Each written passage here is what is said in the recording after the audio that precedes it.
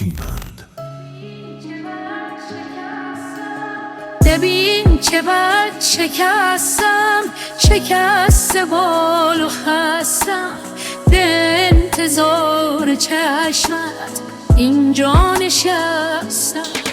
به هوایت، به نگاهت، به صدایی چه درآید، تو نگاری همه جانی، قسمت میدم این بار. از سر نو تا بیا و حوصله کن، امشب و خاطره کن، شده دل عاشق تو.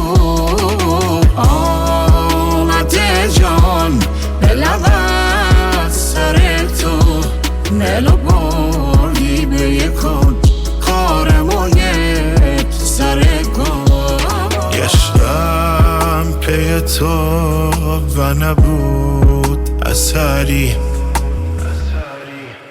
من مردم از این همه در به دری، ای تو به کجا بروم تو بگو، من بی تو خرابم و بی خبری.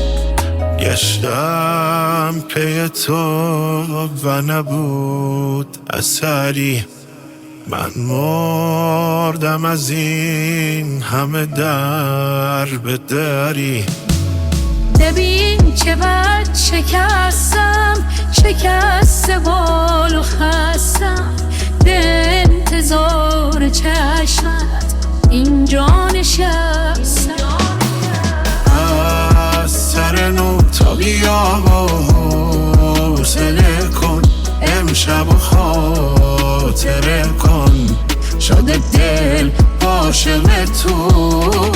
آمده جان به لبت سر تو، دل و بردی به یکون، کارمو یک سر کن.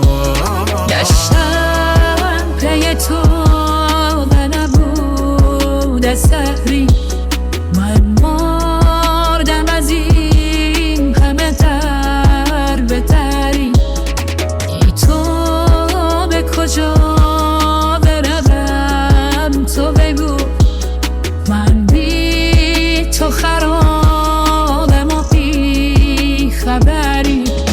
گشتم پی تو و نبود اثری، من مردم از این